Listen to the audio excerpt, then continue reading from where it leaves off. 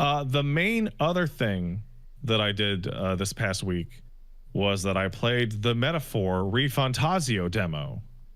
Were slurs invented? Listen. This requires Context. Okay. So context one, I was sponsored by Atlas to do a tweet campaign, which I almost won. I almost won that Royal Tournament social media campaign. Mm-hmm. Bruce Green beat me by saying no taxes, which I can't beat that. Nobody can beat no taxes. But they sponsored me for that Twitter campaign. They also sponsored me to play the demo, and they are also sponsoring me to put out a video next week. Was it phrased no taxes, or was it phrased taxation is theft? No, it was no taxes ever, only free video games. And it's like, that's tough to beat. Gotcha. I personally ran on I hate fire alarms. Let's ban fire alarms, which everyone agrees that they are not helpful. And they're useless. It's pretty annoying when you hear a beep in the background of a video. No, I'm just talking about like living in a large apartment building where the fire alarm goes off every time some dumbass smokes too much, like close to their alarm. Gotcha. And everybody has to evacuate, and there's no fire. But my point that I'm making is that I'm being very heavily sponsored by Atlas with multiple different projects. So before I talk about Metaphor, keep in mind that Atlas and me are friends now. Like this. Kissy friends. So the funniest thing about Metaphor, and you asking me if slurs were invented, is that part of the brief, the things not to do or say, one of them is racism. Now, you know what they actually mean. What they really mean is don't go on an insane fascist tirade with the fucking Atlas logo on your stream, right? Okay. Okay. Now hold on. Are we allowed to use metaphors? Listen. So within Don't do it. Within Don't like use 5 metaphors. minutes of the game's start, a elf is referred to as knife ears. It is, and by the time you are done the opening cutscene like intro, you are watching dog boys being hung for nothing. Oh my god. Okay. Like it is Wow. it is a full blown like racial hierarchy society in Metaphor. Now, I rolled through 16 with some fucking, with some bearers, and that was, there was a lot of content. There was a lot of content. Yes. There was some juice there. I'm curious. So this is immediately then. It's really fascinating because I've been talking to people about it and looking at people talk about it. And in the Metaphor demo, you find out that your main character that you're playing is known as an Elda, which is the tribe that doesn't have overt animal or elf characteristics. Okay. They don't have dog ears. They don't have like a weird skin tone that's like a non-human skin tone. They don't have cat ears. They don't have ram horns, whatever. They're what you would look at and see as a normal person. Okay. As such, they are the most hated by society of all the tribes. And this shows itself like all the time. Like when you walk through the hub, like the main town, there are voice clips of passerbys going, "Ew, an Elda." Like, ugh, gross. Jesus Christ. Okay. There is a minor Hostile side quest world. in which you need to go buy medicine for someone's sick daughter, and it's a super classic JRPG like trope, right? Except you have to buy it from the church, and the preacher there explains to you, listen, I'm not even supposed to talk to you because you are banned by my religion, but just because I'm a cool guy, I will sell you the medicine for 10 times its cost. Wait. And your character goes, what the that's bullshit. And he goes, listen, I'm doing you a favor, really. I shouldn't even talk to Elda. So really, I'm actually being really nice to you. Your existence is banned? Yes. Elda are the only one of the tribes that exist outside of the game's like state-sponsored religion. But like, are you banned from my site? Like, what does... No, they're a religious minority, and so it is taboo to interact with them at all. Okay. So like, yeah, no, it race politics all over the fucking place. All over, right away, and it's very in your face. Oof, okay. Like, there's a very long conversation that I did not pick up on. The fact that the reason why the conversation is happening with a shopkeeper is because they scoped you out because they don't want you next to their store. Oh my god. Okay. Wow. Yeah, so... It's a metaphor! Yeah! Well, running around Tokyo in any of the Persona games ain't gonna necessarily have that happen. No, not really. Can't take on this type of issue in the real world. It's a metaphor. Don't you get it? There's also a real element of this being like, okay, so metaphor is not a Shin Megami Tensei game. No, it is. It is also not a Persona game. It is not. No. However, they really want you to know that it's made by the creators of Persona 3, 4, and 5. And the main character looks like Aigis and Makoto's baby. Hairband, hair color, the eyes, even down to like what is essentially headphones. The second character you get looks just like Yu Narukami, and he's even from the sticks. The third character you get is German Mitsuru. Like it is overtly a like, hey, sure, it's not Persona, but Persona though. Sure, but Simon Belmont is Light Yagami, right? So art styles are art styles. What about like actual, like monsters and affinities and... Well, you see, Woolie, there's one type of monster that is above all others, and that is those dastardly humans. The humans. That, I remember reading that in the concept. Yeah. Those horrible, disgusting humans. What an interesting play. And they're all freaks. They're all like absolute, like complete, like nonsense creatures. And there's a lot going on with their visual presentation. Like in the anime cutscenes in which humans are depicted, all characters and environments are in 2D except for the humans, which are in 3D. Ah. Like to add to their otherworldliness. Okay. It doesn't have biblically accurate humans. Yeah, you're not going through Pixie and Jack Frost and Pyro Jack and Unicorn and Bicorn as your starter enemies. It is proper, unique fantasy enemies such as a big snake or an evil crow or some skeletons. With one exception.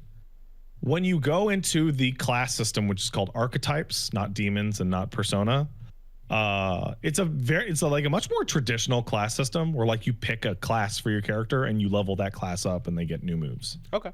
And you can switch it back and forth on anybody. It's kind of closest to like Final Fantasy Tactics system, honestly, where you have like a job and you can carry like a couple abilities over from any of the jobs you have unlocked. So like all party members can do any job? All party members can be anything. Wow, cool. Okay. The only difference is that party members will start with like default like stat growths. So like the first guy you get, it's like he tends towards physical. Sure. For example. Sure. Yeah. When you go into the like archetype like list and you see like, hey, what kind of archetypes we got in here? Well, some of them are called Devil Summoner and Soul Hacker and Persona Master and whatnot. And I believe No. in Not related. definitely not related. And also, like, Jack Frost is somewhere in the game. There's a trailer out that shows like the Persona Master can like summon Jack Frost as their ability. Wow. So it Okay. is very much like an atlas, like almost like a versus game of all their concepts together. It's really interesting. It's also I don't know what they were thinking. I don't know what the fuck they were thinking. They putting out like a 8.5 hour long demo. I think they're thinking our full game is going to be stupid fuck you long. We can afford to Well, they're give you saying it's this about much. as long as Persona 5, but it also has a post game, Yeah, well, that's stupid fuck you long. right? So, you can transfer the save forward, which is important because I have spent 7.5 hours recording footage for a video I'm making, and I haven't beaten the demo, and I don't think I'm going to bother. Damn. Okay. There are optional dungeons in this demo. I saw some people describing that there's some secret ones in addition to like There's the a main secret dungeon Mhm. in this demo. Man, the confidence. That's ridiculous. The confidence to give you fucking 8 to 10 hours of game on demo to be like, yeah, this is a taste. That's wild. Okay. I'm typing something to you right now. Yes. Yeah. I heard that. Yeah. That is ridiculous. There's a lot. Also, it happens to be like super slick and super smooth. And the interface is gorgeous. And whatnot. It's why you show up. We gotta see. The music is incredible.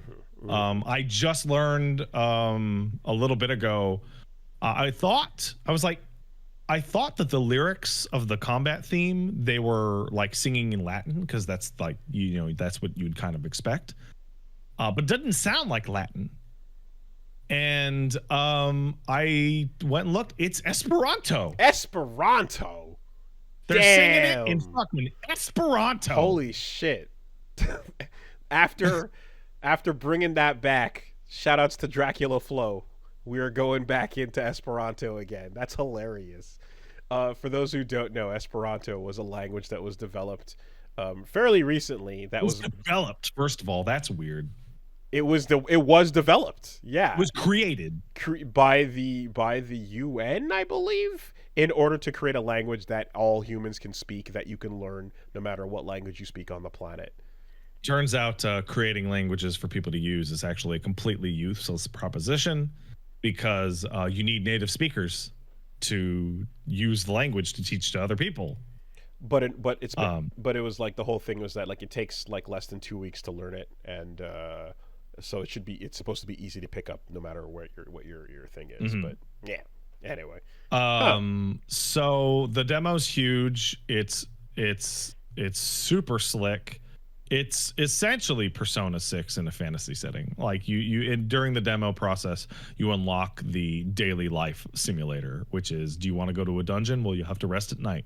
If you don't do that, you can go out into the town and you can talk to people and increase your social stats. And your social stats include the one that's of most interest to me because you're going to try and become the new elected ruler of the kingdom. One of your social stats is tolerance, which you level up by dealing with the various tribes.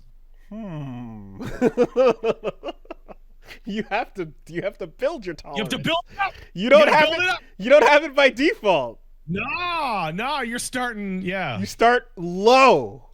Yeah. Huh. And you don't have social links. You have bonds that go from level 1 to 10, and as you level those up, blah blah blah. In your natural state, yeah, you're intolerant. You're highly intolerant. That's right. Okay. Okay. It works exactly as you would expect in Persona. Like, there's a little side quest about like, hey, maybe if you learn to cook, your wisdom will go up. Um, it's it's really cool. I seem to like it a That's lot. Also, depressing. Sorry. yeah, is it? That's Hey, really listen, that's we all really got to start somewhere. That's really depressing. Yeah. Okay. All right. What else do I want to talk about for it? It's yeah. So they have fixed every problem I could ever have with any of their battle systems with this one. Every minor foil, like actually, I genuinely the changes to their battle system is the most interesting thing. So in an SMT game, you are fusing demons for your party, right? And then you skill inherit, and then you're kind of trying to manage like your fusions together through the demon compendium, and it can be a little cumbersome. And some games like you don't get to pick your skill inheritance, right? In this and in Persona, it's like, hey, do you want to switch Persona? Well, okay. What you do is you're in a fight. You go, okay. Do I have one of my 10 have a fucking wind weakness? I'll switch to it and do the wind attack, and then I can all out attack everybody. So, first of all, neither of those systems are used, and it is press turn from SMT. It is. Okay. It is proper, like mean as fuck press turn. Did an attack get nullified? Everyone loses their turn. Oh shit. Okay. Kind of thing. And the way that it works is in your party menu, you pick your archetype before a fight. You go, I want to be a mage or a healer or a warrior or a seeker or whatever, right? And that's what you roll into in the fight, and that's what you have during the fight. That's what you have for the whole fight. You're not switching in the middle of a battle. You're coming in as what you came in on. But you can choose between any of those at any time. It's a relatively small unlock cost, and as you level those archetypes up, they learn new moves.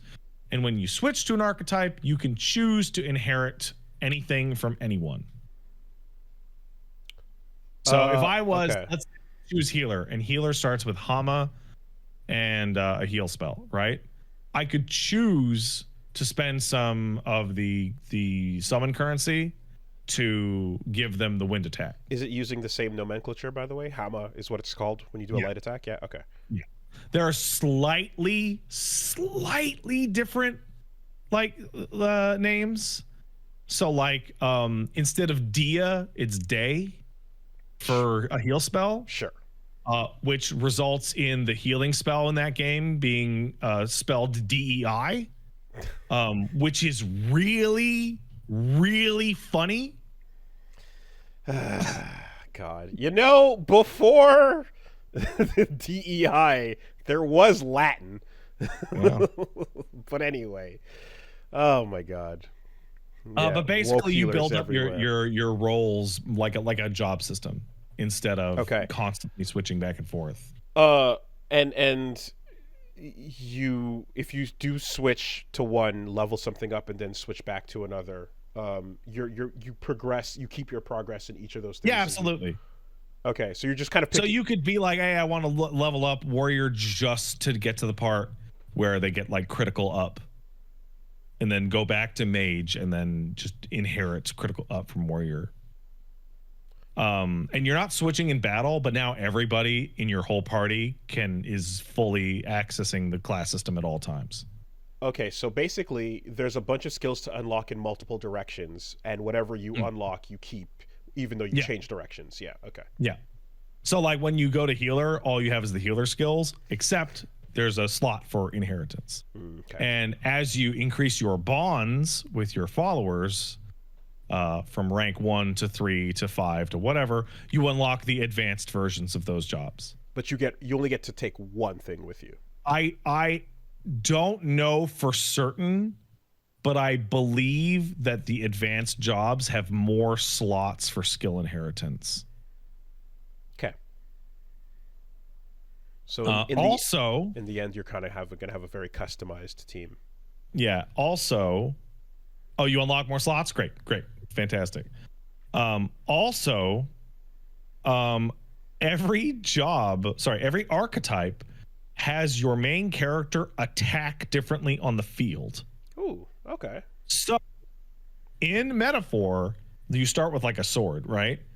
You don't have like the sneak attack or like single stab you would normally have in a Persona game. You have a 3-hit combo.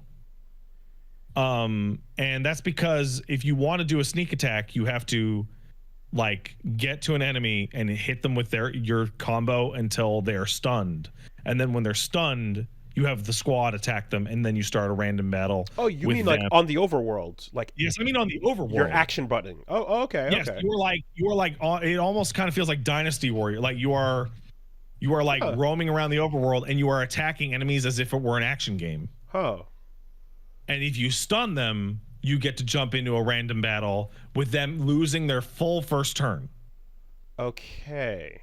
Now, how in depth does that overworld combat?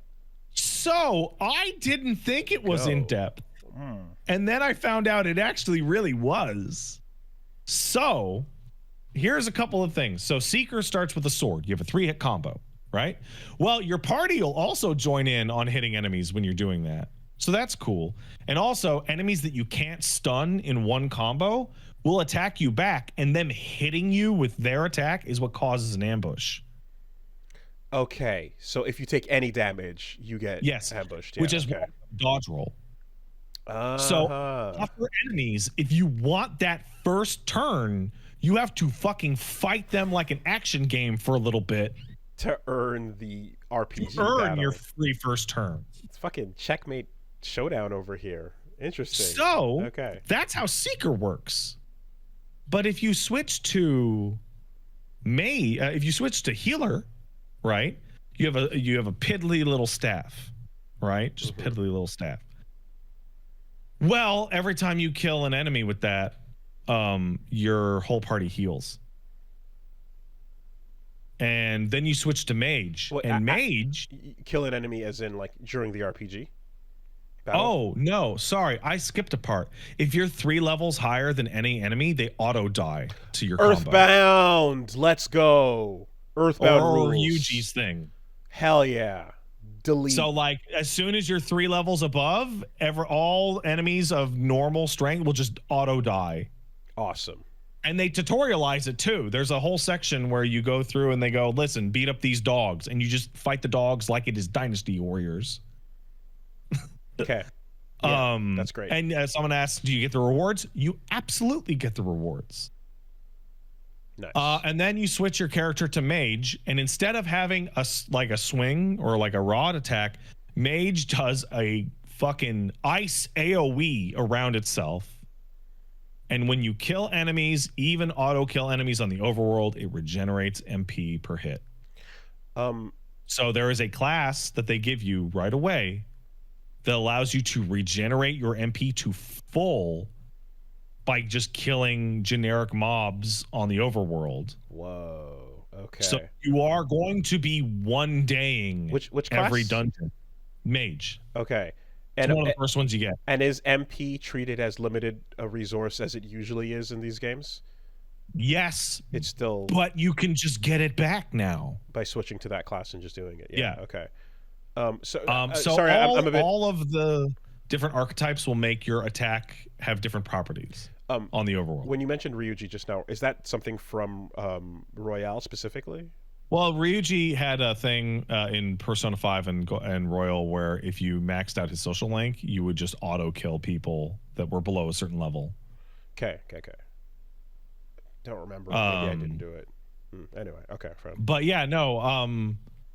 So it is like probably my favorite type of like job system in an RPG, which is like set classes that you level up and get really strong, and you can add a little juice to it.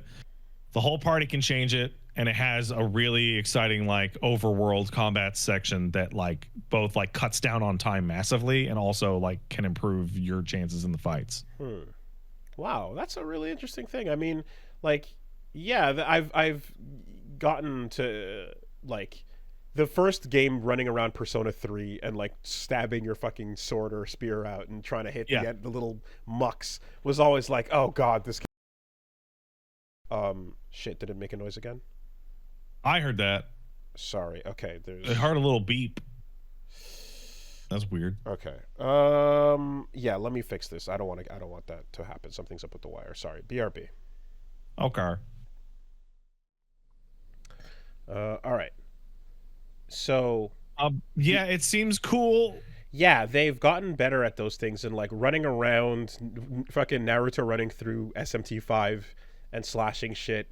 I was like, okay, cool, that's fun. You know, it's fast and whatever. But ultimately, it's still just like, you know, do you start at an advantage or disadvantage? And adding a roll and combo thing to that sounds pretty cool. That's interesting. It feels pretty cool. Yes.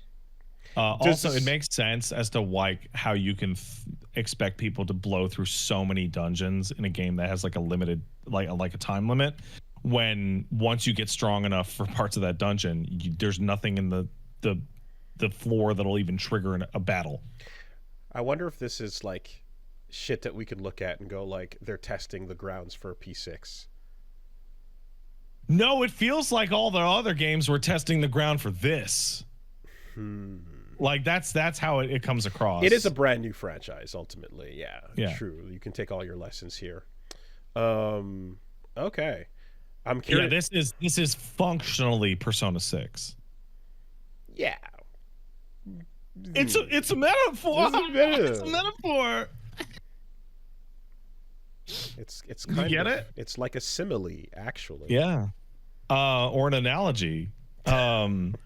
So there's one thing that I didn't go into, which is the thing that surprised me the most, which is your character talks. They're a person. They're a person. Yay. They have their own dialogue. They don't talk that much. Awesome. But when you choose an option, they respond with their voice and they act in cutscenes. And they are a character. Fuck yeah. It rules, actually. It's way better. Give me just role play a person. Don't insert. Love that. They also have a real name depending on where you live. So every country has a different every language has a different default name. Oh, you don't enter your own.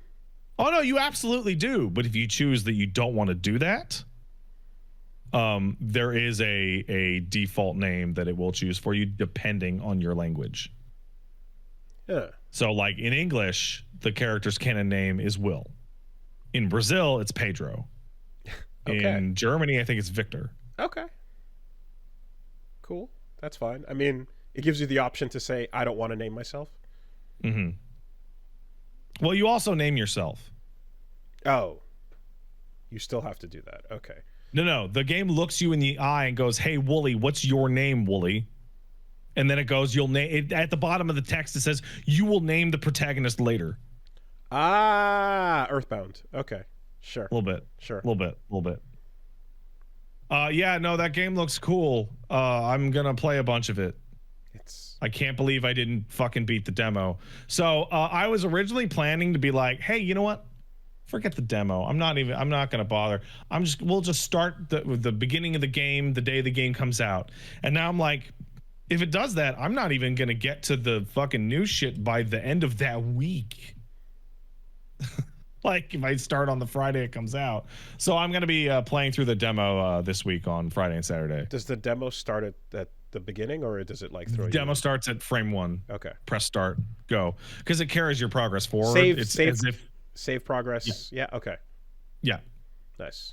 So people out there are like just like getting to the point where in the final dungeon you have available where you can auto kill all the enemies because they're so over leveled, and over leveling fucking further in the week it's going to take for the game to come out.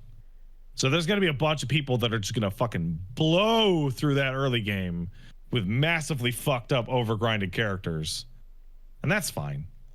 This thing's gonna be so fucking long, dude. It's gonna be so long. So you want to hear something really crazy? They don't care.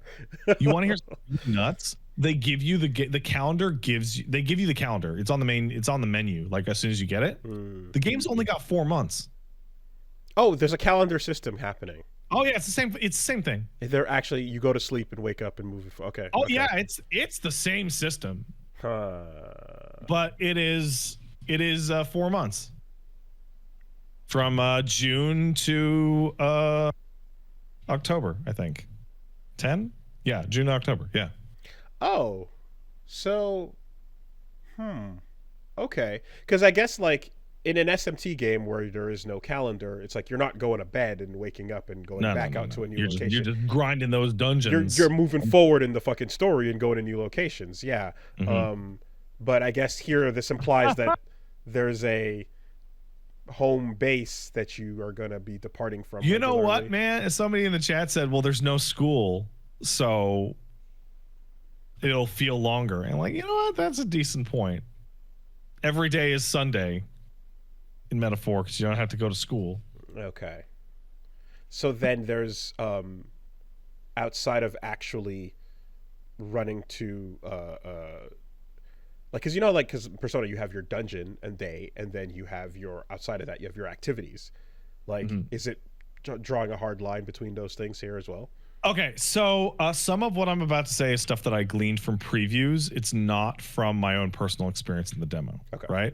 So in the demo, you hang out in the main city, and it works identically to a Persona game. Do you want to go do something that increases your social stat or do a dungeon during the day? If you did the dungeon, then you got to sleep at night because you're tired. If you didn't do the dungeon, you can do social stuff at night. Like exactly the same system, right?